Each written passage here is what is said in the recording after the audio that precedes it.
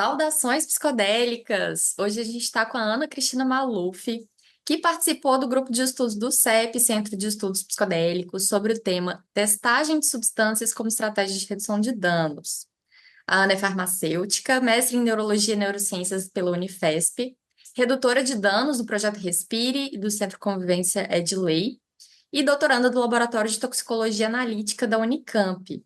Muito bem-vinda, Ana. Muito obrigada por aceitar o convite. Obrigada pelo convite.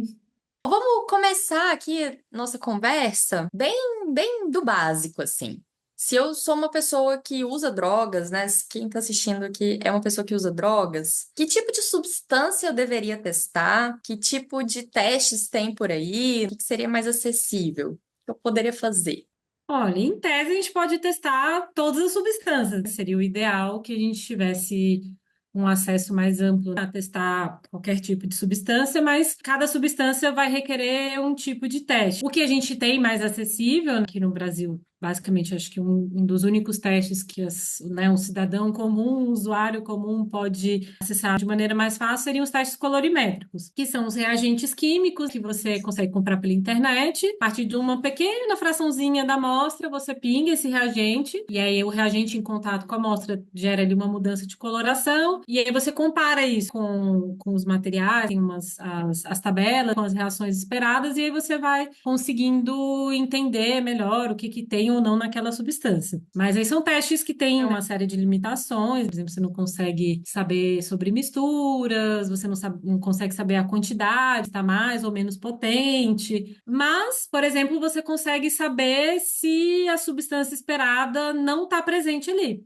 Ele consegue te dar com uma boa certeza, né? Então, ele é mais para dizer o que não tem do que o que Aham. efetivamente tem. Então, assim, ou seja, se for uma substância totalmente falsa, digamos assim, você já consegue identificar logo de cara com esses testes. Assim, para quem não tinha informação nenhuma, você conseguir já levantar essa informação já é uma baita informação importante para redução de danos, para a pessoa poder, né, fazer um uso ali mais autônomo e, enfim, poder realmente ter uma Uhum. escolha. Só quando você sabe efetivamente o que é aquilo, você pode fazer uma escolha informada, né? Sim, sim. Então, isso favorece muito a autonomia, a pessoa estabelecer ali o que ela vai traçar de estratégias de cuidado, se vai usar, se não vai usar, o quanto que vai usar, onde que vai usar, etc. Uhum. Então dá para Então, testar bala, papel, que assim, base, seria sim, os MDMA, tipos de LSD. substância, né? Mais fácil de testar são as sintéticas, principalmente. MDMA, MDA, LSD, dá para testar também. Cocaína, aí é uma que está um pouco fora. A própria maconha também dá para testar. Mas, por exemplo, no caso da maconha, os testes mais acessíveis, eles vão dizer, por exemplo, se a predominância ali, se tem mais THC ou mais CBD. Isso pode ser uma informação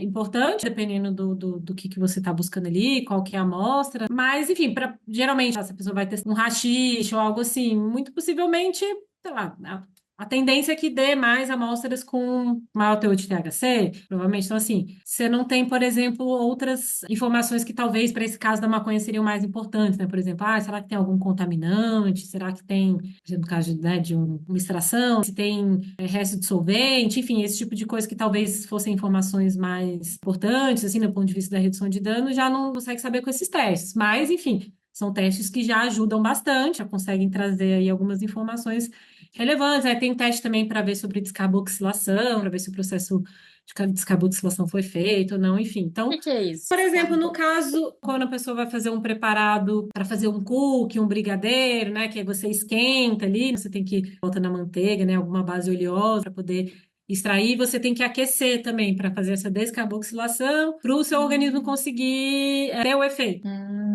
Porque, assim, tá. pela via oral precisa do calor. E aí tem esses Aham. testes para ver se o processo foi bem conduzido ou não. Enfim, tem algumas ferramentas, assim, para quem é mais aí do universo da maconha, que já traz umas informações legais. Então, o pessoal do Reage aí trabalha com isso. Faz outros reagentes também, mas tem muita essa especialidade dos reagentes, né, voltados aí para o universo canábico, que não foi bem o que, assim, não era o meu foco assim, o que eu trabalho mais são com os sintéticos e a cocaína aí no meio também, que os testes para cocaína dá para dizer se tem ou não cocaína e a gente consegue também rastrear alguns adulterantes. Uhum. Não todos, né? Porque tem uma infinidade de possibilidades, mas alguns adulterantes a gente consegue também rastrear com esses testes.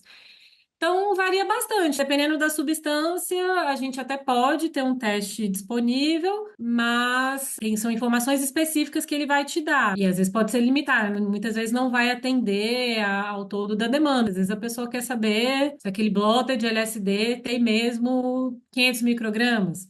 Aí é uma informação que a gente não vai ter nesse teste, Tá. entendeu? Então, Uhum. são limitações importantes, mas pensando que num mercado não regulado a gente não tem informação nenhuma, zero, então essas informações já são super preciosas. Uhum. E aí depende, enfim, isso falando dos colorimétricos. Mas Uhum. basicamente, aí os sintéticos a gente acaba tendo uma gama maior de possibilidades. Você consegue combinar mais testes, um pouco mais de assertividade na sua análise ali. Mas ainda assim fica, não é uma análise super completa, né? Mas já é um ótimo começo. Para além do fato, quando isso está sendo feito num contexto de ação de redução de danos, por exemplo, independente do resultado do teste, o momento da testagem como um insumo de cuidado proporciona um momento ali de troca que é muito rico. Então, Uhum. muitas vezes, assim, a pessoa chegou ali para testar um LSD, só que daí ela começa a perguntar sobre o MDMA, aí você fala, ah, mas está rolando tal outra substância, ah, que substância é essa?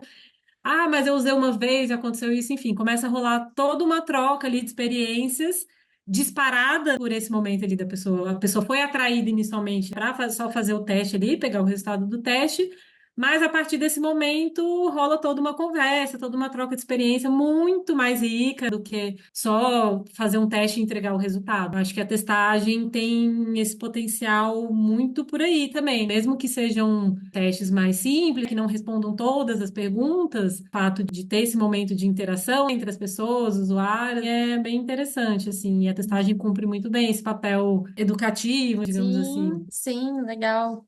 Importante, né, a gente conversar sobre a substância, sobre o que está acontecendo, o que está rolando. Inclusive, no grupo de estudos, você falou sobre as novas substâncias psicoativas, né, as NSPs, e Uhum. sobre os desafios que o surgimento dessas substâncias elas vêm trazendo para testagem, para redução de danos em festas. Queria que você comentasse um pouquinho o que são essas NSPs e quais são esses desafios.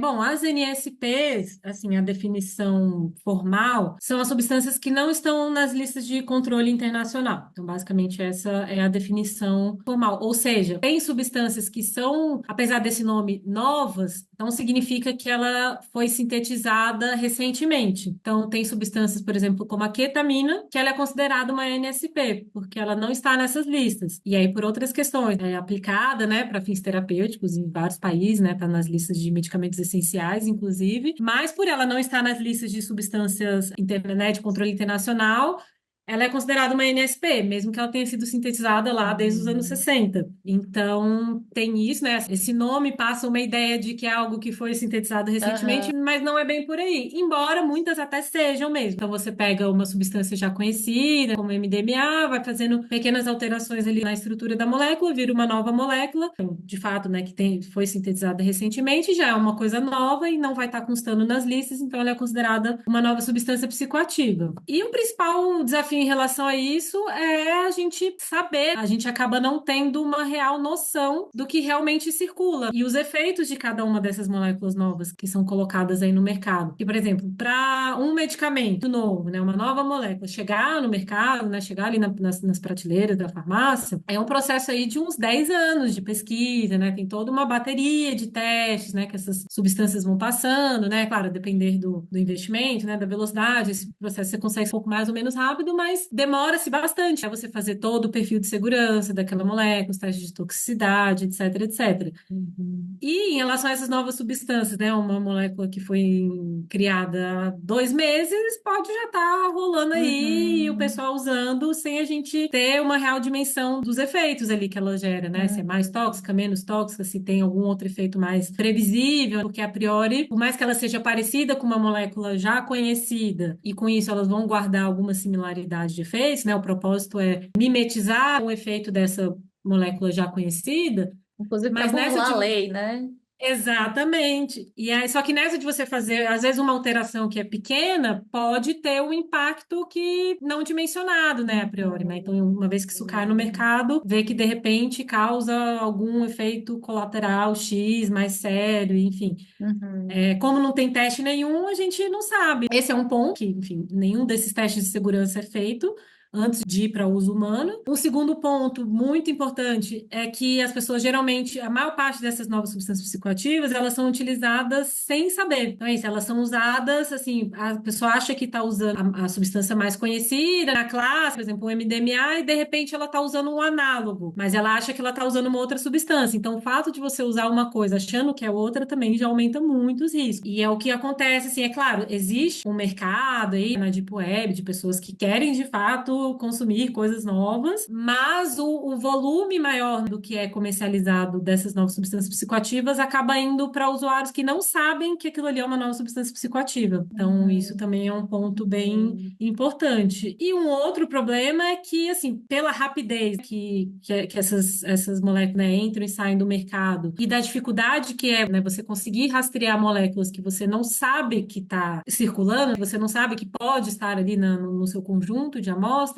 também isso, assim, do ponto de vista, né, das perícias, né, ou quem trabalha com isso dentro da toxicologia, é muito difícil você conseguir detectar uma substância que você não está rastreando. Então, até que se identifique que tem uma nova substância circulando, muitas vezes demora, você tem que estar sempre atualizando os seus métodos, os seus equipamentos, toda uma linha de pesquisa hoje em dia voltada para isso, para conseguir dar conta de acompanhar a rapidez desse fenômeno das novas substâncias psicoativas, para conseguir detectar essas substâncias em tempo hábil, né? Muitas vezes, quando você identifica, às vezes elas já nem estão circulando mais, já sumiu, já chegou uma outra. Então, é bem difícil, sim, também, né, desse ponto de vista técnico, de identificar essa substância e caracterizar, né, qual que é a estrutura e tudo mais. Quando você identificou, criou um método, começou a fazer algum estudo toxicológico, essa substância pode já nem estar circulando mais, e aí já chegou uma outra, então fica ali uma corrida que a gente está sempre Uhum. ficando para trás. Uhum. Então, tem essa complexidade. Realmente é bem desafiador, assim, e, enfim, tem várias linhas de pesquisa, né, tentando dar conta disso, mas a gente acaba ficando sempre um passo para trás. Algumas que eu conhecia, porque eram muito mais conhecidas, eram Alad e N-Bomb. Eu não sei nem se elas circulam hoje em dia ainda, enfim. Tem algumas outras que você poder dar de exemplo aqui pra gente? Essa Dani Bohm, ela é boa, assim, é um bom exemplo. Acho que teve um boom lá para 2014, 2015. Essa, por exemplo, é uma que esses testes que a gente tem colorimétrico já consegue identificar. Então, tipo, a depender da substância, a gente consegue pegar já com os primeiros testes. Mas aí ela circulou muito lá para 2015, até 2016, 17. Depois ela sumiu e aí entraram os NBOL, os NBOH, que é bem Hum. parecido, mas que também já tem uma outra estrutura. E aí agora parece que os N-Bomb estão voltando de novo. Então, Olha assim, só. é uma coisa bem dinâmica mesmo. São fotografias. Quando você acha que entendeu um cenário, passa uns meses, a coisa pode já estar mudando. Uhum. E isso foi bem nítido, inclusive, na pandemia, por exemplo, que antes da pandemia, né, lá para até 2019, das testagens que a gente fazia, até assim, pelos métodos mesmo dos colorimétricos, a gente tinha mais amostras positivas para MDMA e para LSD. E aí, depois da pandemia, começou a diminuir muito o resultado de positivos para MDMA e começou a aparecer muito mais MDA, muito mais, assim, e não tinha, era muito raro, assim, eu acho que eu vi uma vez MDA antes disso, e depois da pandemia foi, assim, era o que mais aparecia. Interessante. Então tem essas oscilações. Enfim, o N-Bomb acho que é uma história, né? Ele foi, voltou, parece que está voltando de novo, né? Ainda não temos muitos dados concretos sobre isso, mas tem muita oscilação. Aí, uma coisa que está acontecendo agora mais recente é o caso dos nitazenos, por Isso, exemplo, eu ia né? pedir para você falar sobre eles. Que aí é um novo grupo de opioides sintéticos que começou a aparecer também há pouco tempo em outros países que já tem mais essa cultura do uso de opioides, Estados Unidos, Canadá, alguns países da Europa, que tem uma crise complicada de opioides, que aqui no Brasil a gente não vê tanto, que a gente tem uma prevalência de uso de opioides bem baixa, mas mesmo não tendo muito essa cultura de uso, logo que começou a aparecer em outros países, aqui já foi identificado também. Por enquanto, aqui no estado de São Paulo, aí a gente ainda não tem dados concretos em relação a outros estados, ainda não foi divulgado, pelo menos em fontes públicas, né, oficiais, acontece. Mas o que a gente tem de concreto é aqui em São Paulo, por enquanto. E um dado que Uhum. foi bem curioso, um estudo que saiu sobre isso agora bem recente, é que esses nitazenos eles foram encontrados principalmente em amostras de ervas, fragmentos de ervas secas. Entende-se que seria comercializado como drogas K, igualzinho como as drogas K, que são os canabinoides sintéticos, que é borrifa, né? Você pega qualquer material vegetal, né? Qualquer chazinho, qualquer ervinha seca, borrifa em cima para ser usado na forma fumada. Então, as drogas K são os canabinoides sintéticos impregnados nessas ervas. E esses nitazenos foram encontrados nesse tipo de amostra de matéria herbal, né? Ervas, né? Secas. Alguns casos misturados com canabinoides sintéticos. Muitas amostras tinham essa mistura dos nitazenos com canabinoides sintéticos, mas em alguns casos tinha só nitazenos, por exemplo, né? Algum deles, assim, ou dois em associação, mas ou um só. Isso foi algo inédito, né? Onde se sabe, não tem nenhum registro em outros países desse tipo de opioide sintético encontrado nesse tipo de amostra de ervas para ser fumado. Então, parece que é um fenômeno meio que rolou aqui no Brasil, que está rolando. Provavelmente elas são substâncias que são importadas e por algum motivo misturou com canabinoide sintético e borrifou nas ervas e é o que está circulando. Então, assim, muita especulação, tem muita coisa para a gente entender, muitas coisas que às vezes a gente acha que não faz tanto sentido intuitivamente, mas que de repente aparece. Então, tem coisas que a gente também não consegue explicar muito bem, né, o porquê de algumas coisas estarem aparecendo e misturada com outra, enfim, tem umas misturas que não fazem muito sentido e o formato, a apresentação da substância também, muitas coisas que a gente ainda precisa entender, mas o que se sabe é isso, é um fenômeno que Uhum. não tem registro em outros lugares do mundo, por exemplo. O uso desse opioide fumado dessa forma, né, misturado com canabinoide sintético, é uma coisa que a gente não tem a menor noção de que efeito final que isso vai causar. Não sabe dos riscos, da É, segurança. pela via de administração, por essa via fumada e por essa associação com canabinoides sintéticos, que por sua vez também é uma outra família que também varia muito. Cada ano, nos relatórios que tem de apreensão, tem ano que é mais uma molécula específica, depois ela some, chega uma outra. Então é uma família enorme, essa família dos canabinoides sintéticos, né? Já tem mais de 300 moléculas identificadas aí desse grupo dos canabinoides sintéticos. E aqui no Brasil, não sei o número assim de cabeça, mas já foram identificadas algumas diferenças nessas oscilações de ano a ano. Entra uma, sai outra. Então, dentro dessa classe dos canabinoides sintéticos, eu acho que é uma das que mais varia. Então, que é um dos riscos maiores dessas drogas K é um pouco esse de o leque de possibilidade de moléculas que pode estar ali é muito amplo, inclusive de misturas entre elas. Não é incomum de estar associado três, quatro tipos de canabinoides sintéticos diferentes ali na amostra, né? Então, assim, é uma coisa que a gente está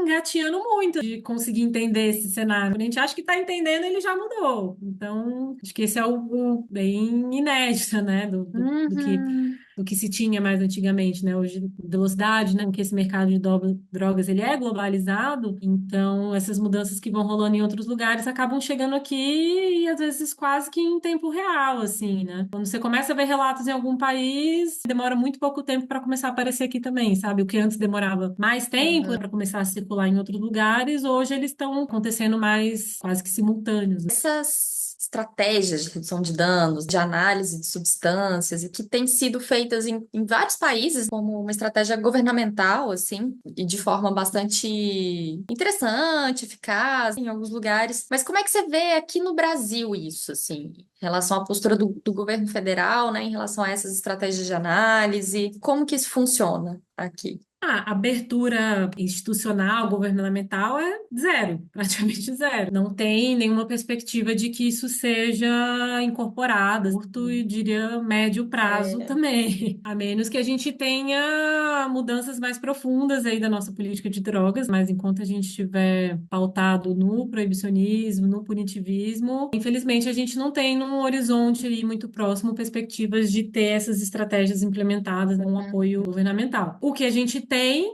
para cobrir essa demanda que existe, e cada vez mais, né, em outros países em que há mais abertura para isso, né, mas, enfim, cada país viveu o seu processo, é o mesmo país que tenham mais aberturas também encontram lá suas dificuldades, não é simples implementar um serviço de análise de substâncias, no mundo proibicionista, né, é bem complicado, mas em países com maiores aberturas, ou que pelo menos já tenham descriminalizado o porte, já te dá uma possibilidade maior de conseguir Uhum. executar serviços assim, como é o caso aqui da Colômbia, que é referência aqui na América Latina, ele já tem o porte de substância descriminalizada desde os anos 90, 2000. Então, enfim, com isso você consegue fazer avançar muito mais nas práticas de cuidado, vez que, né, você já não está criminalizando a pessoa ali logo de cara. Agora aqui no Brasil, como nem isso a gente ainda conseguiu alcançar, a descriminalização do porte de substâncias, né? Agora que a gente conseguiu, com muitas restrições, no caso da maconha, mas para outras substâncias sintéticas ainda é considerado crime. Então, para você fazer uma testagem que implica necessariamente a presença da substância, como que você vai atrair pessoas para um serviço, sendo que elas têm que levar a substância, né? As pessoas não se sentem à vontade de ir, vão achar que é uma Uma armadilha, sei armadilha. lá, ela vai virar a esquina e vai ter a polícia ali do lado. Como que você garante a segurança das pessoas? Então, você está ali prestando um serviço como redução de danos, como estratégia de cuidado, só que num universo totalmente proibicionista, você, da porta para fora, como que você garante a segurança dessas pessoas que vão lá acessar o seu serviço? Então, tem todas essas camadas de complexidade. Pelo menos alcançar aí, né, uma descriminalização do porte já seria algo que viabilizaria uma melhoria muito grande. A gente conseguiria trabalhar de forma muito mais ampla e com muito mais segurança para oferecer esses cuidados aqui. Mas tem, assim, a sociedade civil tem trabalhado em cima disso, é porque nada muda se as pessoas não começarem a pautar e lutar por isso, né? As leis e, enfim, as mudanças institucionais acontecem com muita benevolência do Estado, tudo conquistado Aham.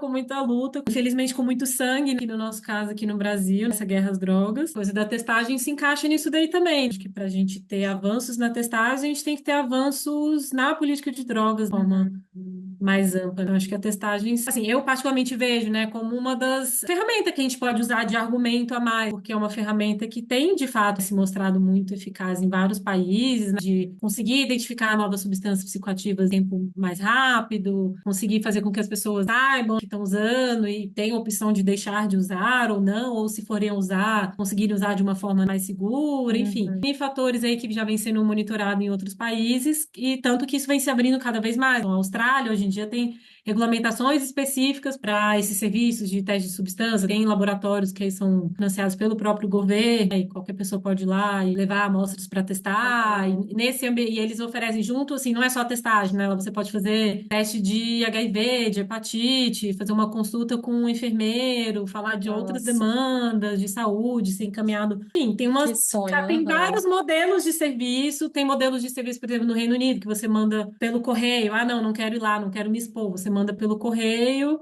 uma fração da sua amostra e pega o resultado pela internet. Tem vários modelos de como atender essa demanda que é muito presente, não só entre os usuários, mas também pelas pessoas que atendem, profissionais da saúde, assistência social. Tem muita demanda também por parte dos profissionais que atendem as pessoas que usam drogas, de saber o que está rolando, ou às vezes a pessoa chega lá muito mal, sentindo algum efeito que ela nunca teve, e sempre fica aquela dúvida no ar. Poxa, será que é porque ela usou uma coisa que estava adulterada? Será que é porque usou numa quantidade maior? Enfim, os próprios profissionais que atendem essa população também não conseguem saber exatamente onde estão pisando. Não dá para saber se é uma questão da Uhum. substância ou se de repente a pessoa está tendo algum outro tipo de reação que é da pessoa ou se tem a ver com a Uhum. substância. Isso acaba prejudicando muito. Então, para os profissionais também é super importante ter acesso a essas metodologias de testagem e até para o próprio governo, né? Porque saber que substâncias estão circulando também é de interesse, né, para fazer esses monitoramentos. É um tipo de informação que é preciosa para várias frentes. Claro que as principais pessoas interessadas que deveriam ter acesso a essas informações são as pessoas que usam drogas e são as últimas a ficar sabendo. Tem uns poucos dados que a gente, por exemplo, aqui no Brasil, que esse monitoramento ainda não é muito assim, detalhado, a gente não tem, as informações chegam muito atrasadas, mas quando sai alguma informação, também elas não chegam para as pessoas que são Uhum. as principais que deveriam estar chegando. Tem muita coisa para a gente caminhar aí, viu? Muita coisa Uhum. mesmo, né? Mas temos experiências bem interessantes, principalmente entre os coletivos que fazem redução de danos em festa, o que a gente tem Sim. hoje que atende essa demanda, mas que obviamente não dá conta do todo. A população de pessoas que usam drogas é bem grande, então os coletivos Uhum. acabam não conseguindo acessar todo mundo, isso fica um pouco restrito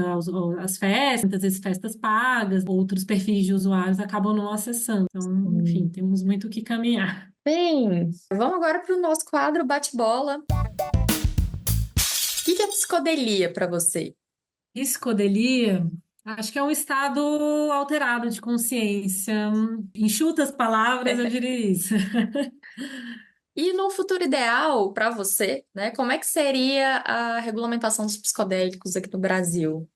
Bom, eu acho que seria regulamentação de todas as drogas, na verdade. Eu acho que com modelos descriminalizar todas as substâncias e legalizar com uma regulamentação que seja adequada para cada substância, para cada contexto e que a gente não precise mais testar as drogas porque a gente vai saber o que tem em cada droga. Esse é o ponto final, não precisar existir mais testagem de substâncias, porque já vai estar lá no rótulo qual substância que é, em que quantidade, diferentes formulações, a bula, né? Quais são os efeitos colaterais, quem pode usar, quem não pode. Esse Maravilha. seria o cenário ideal.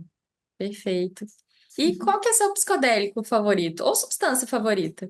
Ai, difícil, eu tenho algumas queridas, né? Mas eu diria que as minhas três mais queridas, álcool, maconha e ketamina, meus xodós. Legal. Tina, muito, muito obrigada pela entrevista. Foi sensacional de escutar. Muito, parabéns pelo seu trabalho, tanto aí na parte de farmacologia e tal, e também, principalmente nesses coletivos de redução de danos que estão puxando muito essa mudança de paradigma, assim, e de relação que os próprios usuários têm também com as substâncias. Muito É, mudança de obrigada. cultura. Eu que agradeço, obrigada e parabéns pelo seu trabalho também, gosto muito. Nossa, não sei como é que você Obrigada. consegue enxugar tanta coisa e ficar tão chique, conteúdo fino, em tão pouco tempo. É Ah, um campo agradeço. importantíssimo de divulgação, e, enfim, e tá mobilizando também o pessoal. Valeu Valeu, gostei da demais. conversa. No que Bom. precisar, tamo aí. Joia. E obrigada quem assistiu até aqui. Se você quiser fazer parte dos grupos de estudos da APB, é só se tornar apoiadora ou apoiador da APB. Eu vou deixar todas as informações aqui. E é isso, gente. Muito obrigada. Até a próxima. Pera, que eu tenho um recado super importante. Tá chegando aí o segundo Congresso Brasileiro sobre Psicodélicos, Integração, Acesso e Regulação, que vai acontecer nos dias 8 e 9 de novembro de 2024, no Rio de Janeiro. E melhor, completamente gratuito. Para mais informações, acesse o site www.associaçãopsicodélica.org.